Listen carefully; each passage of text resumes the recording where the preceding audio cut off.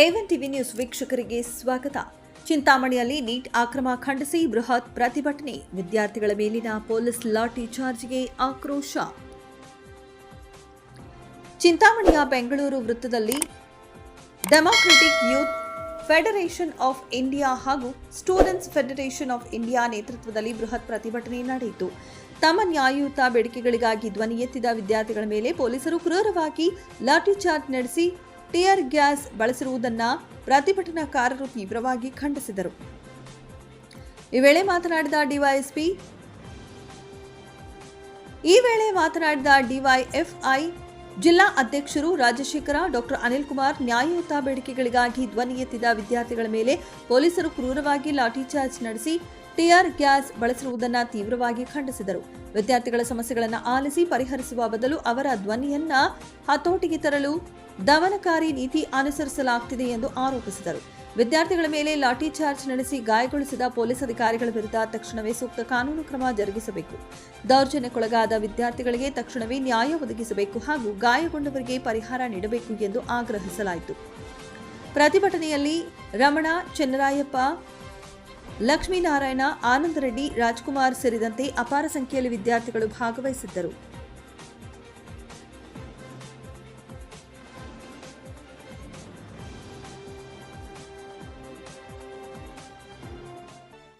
ಸರ್ಕಾರ ಇದ್ದಾಗ ಲೀಕ್ ಆಗಿಲ್ವಾ ಅಂತ ಇದ್ದಾರೆ. ಅವರು ಅವಾಗ್ಲೂ ಲೀಕ್ ಆಗಿದೆ, ಈಗಲೂ ಲೀಕ್ ಆಗ್ತಾ ಇದೆ. ಆದ್ರೆ ಅವಾಗ ಲೀಕ್ ಆಗ್ತಾ ಇದ್ದಕ್ಕೂ ಇವಾಗ ಲೀಕ್ ಆಗ್ತಾ ಇದಕ್ಕೂ ಒಂದು ವ್ಯತ್ಯಾಸ ಇದೆ. ಆ ವ್ಯತ್ಯಾಸವನ್ನ ನಾವು ಇಲ್ಲಿ ಗಮನಿಸ್ತಾ ಇದ್ರೆ, ನಾನು ಹೇಳ್ತಾ ಇದ್ದೀನಿ, ಇವತ್ತು ನಾನು ಇದೇ ಊರಲ್ಲಿ ಬೆಳೆದಂತವನು, ಈಗ ಇದೇ ಊರಲ್ಲಿ ಇರ್ತಾ ಇರ್ತಕ್ಕಂಥವನು, ನಮ್ಮ ವಿದ್ಯಾರ್ಥಿಗಳಿಗೆ ಮುಂದಿನ ದಿವಸಗಳಲ್ಲಿ ಭವಿಷ್ಯ ಇಲ್ಲ. ಇವತ್ತು ಕೋಮು ದ್ವೇಷವನ್ನ ವಿದ್ಯಾರ್ಥಿಗಳಲ್ಲಿ ಬಿತ್ತಲಾಗಿದೆ.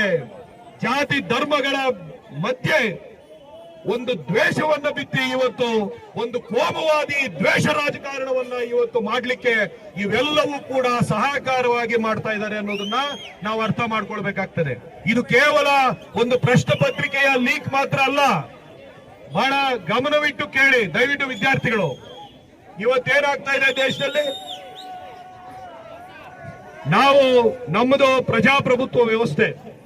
ಯಾವ ರೀತಿಯಾದಂತ ಪ್ರಜಾಪ್ರಭುತ್ವದಲ್ಲಿ ಅನೇಕ ವಿಧಾನಗಳಿದೆ. ನಮ್ಮದು ಭಾರತ ದೇಶದ ಸಂವಿಧಾನವನ್ನು ಬರೆದಂತಹವರು.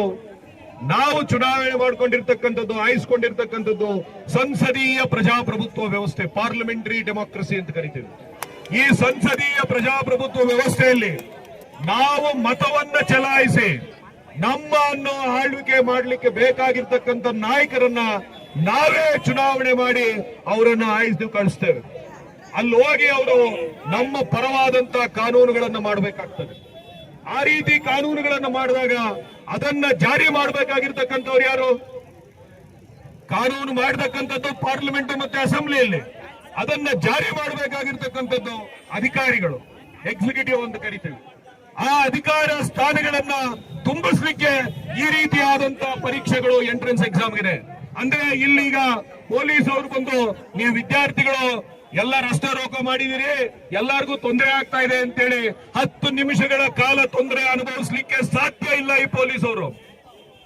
ಅದೇ ವಿದ್ಯಾರ್ಥಿಗಳು ಜೀವನ ಪೂರ್ತಿ ಕಷ್ಟಪಟ್ಟು 2 ವರ್ಷ 3 ವರ್ಷ ಸತತವಾಗಿ ಓದಿ ಹಗಲು ರಾತ್ರಿ ನಿದ್ದೆಗೆಡಿಸ್ಕೊಂಡು ಅವರಿಗೆ ಅವರ ಒಂದು ಪ್ರಯತ್ನದಿಂದ ಅವರಿಗೆ ಯಶಸ್ಸು ಸಿಗದಿದ್ರೆ ಅವರು ಬೀಳೋದಿಲ್ಲ. ಆದ್ರೆ ಯಾವನೋ ಒಬ್ಬ ಎಕ್ಸಾಮಿನೇಷನ್ ನಡೆಸ್ತಾ ಇದ್ದಂತವರು ಲೀಕ್ ಮಾಡಿದಂತ ಕಾರಣಕ್ಕೆ ಇವನು ವಂಚಿತನಾದ್ರೆ ಅವರು ಆತ್ಮಹತ್ಯೆ ಮಾಡಿಕೊಂಡಿರ್ತಕ್ಕಂಥವ್ರು 26 ಜನ ವಿದ್ಯಾರ್ಥಿಗಳು ದೇಶದಲ್ಲಿ. ಇದರ ವಿರುದ್ಧ ಪ್ರತಿಭಟನೆ ಮಾಡ್ತಾ ಇದ್ರೆ, ಅಂಬೇಡ್ಕರ್ ನಮ್ಗೆಲ್ಲರಿಗೂ ಗೊತ್ತು. ಅಂಬೇಡ್ಕರ್ ಈ ಸಂವಿಧಾನವನ್ನ ಈ ದೇಶಕ್ಕೆ ಕೊಟ್ಟಂತಹ ಮಹಾನಾಯಕ.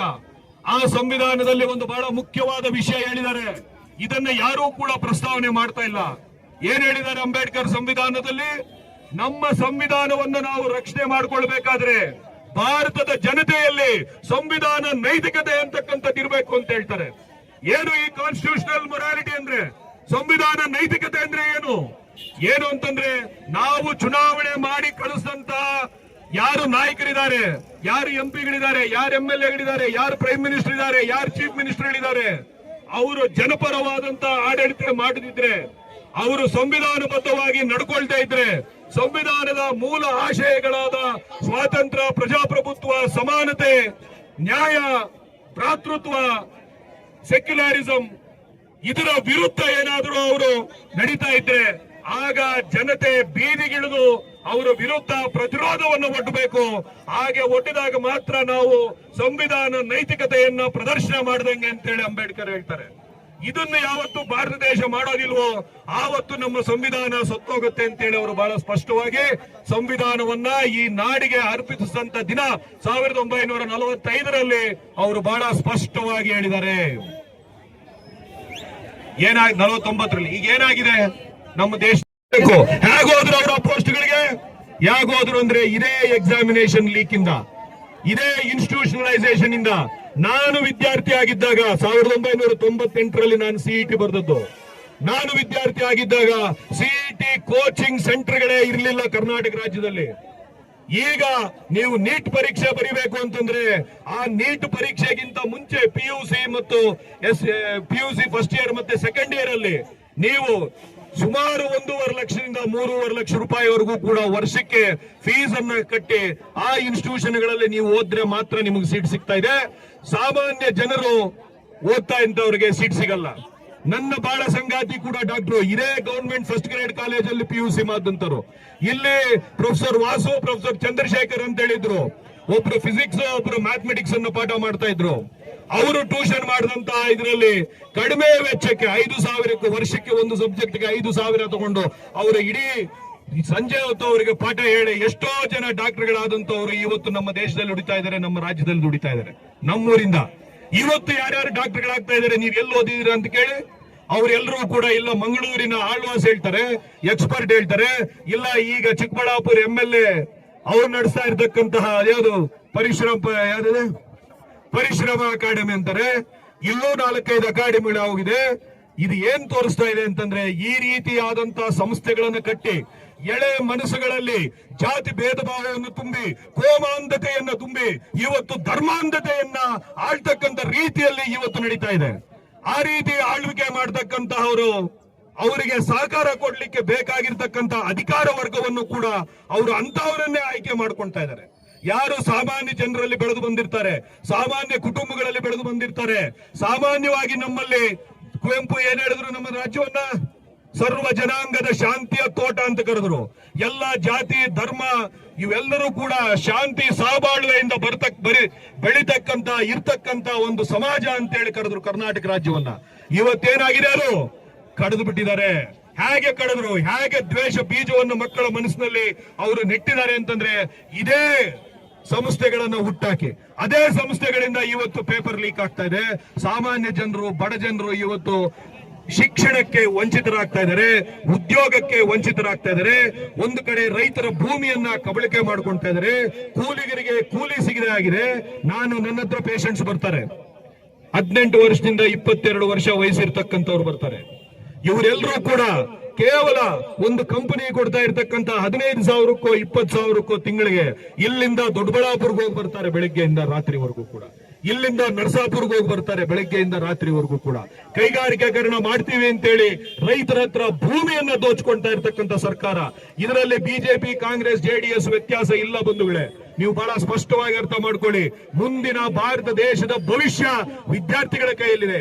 ಆದ್ರೆ ವಿದ್ಯಾರ್ಥಿಗಳು ಈ ಎಲ್ಲಾ ವಿಚಾರಗಳನ್ನು ತಿಳ್ಕೋಬೇಕು ಅಂತಂದ್ರೆ ಈ ರೀತಿಯಾದಂತಹ ಬಹಿರಂಗ ಸಭೆಗಳಲ್ಲಿ ಸಾಧ್ಯ ಇಲ್ಲ, ಈ ರೀತಿಯಾದಂತಹ ಹೋರಾಟಗಳಲ್ಲಿ ಸಾಧ್ಯ ಇಲ್ಲ, ನಿಮ್ಮ ಶಿಕ್ಷಣ ವ್ಯವಸ್ಥೆಯಲ್ಲೂ ಸಾಧ್ಯ ಇಲ್ಲ. ನಾವೇನು ಪೇಪರ್ಗಳು ಓದ್ತೀವಿ, ನ್ಯೂಸ್ ಪೇಪರ್ಗಳಲ್ಲಿ ಸಾಧ್ಯ ಇಲ್ಲ, ಟಿವಿಗಳಲ್ಲಿ ಸಾಧ್ಯ ಇಲ್ಲ, ನಿಮ್ಮ ಸೋಷಿಯಲ್ ಮೀಡಿಯಾದಲ್ಲಿ ಸಾಧ್ಯ ಇಲ್ಲ. ನೀವು ವಿದ್ಯಾರ್ಥಿ ಸಂಘಟನೆ ಆದಂತಹ SFI, DYFI ಅಲ್ಲಿ ಸಂಘಟಿತರಾದ್ರೆ ಮಾತ್ರ ದೇಶದಲ್ಲಿ ಏನ್ ನಡೀತಾ ಇದೆ, ನಮ್ಮ ಬದುಕು ಹೆಂಗಿದೆ ಅಂತೇಳಿ ಅರ್ಥ ಮಾಡ್ಕೊಳ್ಳಿಕ್ಕೆ ಸಾಧ್ಯ ಆಗ್ತದೆ. ಬೇರೆ ಇವತ್ತು ABVP ವಿದ್ಯಾರ್ಥಿ ಸಂಘಟನೆ ಇತ್ತು, ಇಷ್ಟು ದೊಡ್ಡ ಕರ್ಮಕಾಂಡ ವಿದ್ಯಾರ್ಥಿಗಳ ಮೇಲೆ ನಡೀತಾ ಇದೆ.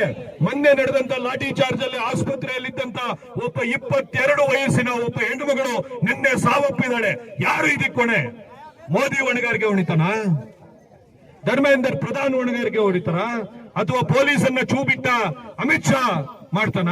ನಿಜವಾದ ಪೊಲೀಸ್ ಅಲ್ಲಿಲ್ಲ, ಅವರು ಟ್ರೈನ್ ಮಾಡಿದಂತಹ ಗೂಂಡಾಗಳು ಅವರು RSS ಮತ್ತೆ ಬಜರಂಗ್ ದಳ್ ಮತ್ತೆ ಶ್ರೀರಾಮ ಸೇನೆ ಇವೆಲ್ಲರೂ ಯಾರ್ಯಾರು ಟ್ರೈನ್ ಮಾಡಿದ್ದಾರೆ ಅಂತ ಗೂಂಡಾಗಳ ಕೈಯಲ್ಲಿ ಲಾಠಿಗಳನ್ನು ಕೊಟ್ಟು, ಆ ಲಾಠಿಗಳಿಗೆ ಮುಳ್ಳಿರ್ತಕ್ಕಂಥ ಮಳೆ ಇರ್ತಕ್ಕಂಥ ಲಾಠಿಗಳನ್ನು ಕೊಟ್ಟು ಸಾಮಾನ್ಯ ವಿದ್ಯಾರ್ಥಿಗಳ ಮೇಲೆ ಲಾಠಿ ಚಾರ್ಜ್ ಮಾಡಿದ್ದಾರೆ.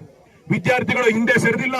ಇವತ್ತಿಗೂ ಅದೇ ಜಂತರ್ ಮಂತಲ್ಲಿ ಕೂತು ಅವರ ವಿರುದ್ಧ ಧರಣಿಯನ್ನು ಮಾಡ್ತಾ ಇದ್ದಾರೆ, ಸತ್ಯಾಗ್ರಹದಲ್ಲಿ ಪಾಲ್ಗೊಂಡಿದ್ದಾರೆ. ಇದನ್ನು ನೀವು ಅರ್ಥ ಮಾಡ್ಕೊಳ್ಬೇಕು. ಯಾಕೆ ಇವತ್ತು ನಾನೇನು ಈಗ ಓದ್ತಾ ಇಲ್ಲ, ನಾನೇನು ಎಂಟ್ರೆನ್ಸ್ ಬರೀತಾ ಇಲ್ಲ. ಈಗ ಇಲ್ಲಿರ್ತಕ್ಕಂತಹ ಇದನ್ನ ಆರ್ಗನೈಸ್ ಮಾಡಿರ್ತಕ್ಕಂಥ ರಾಜಶೇಖರ್ ವಕೀಲರಾಗಿದ್ದಾರೆ, ಸೋಮಶೇಖರ್ ವಕೀಲರಾಗಿದ್ದಾರೆ, ಇವರೆಲ್ಲ ವಕೀಲ ವೃತ್ತಿ ಇದೆ.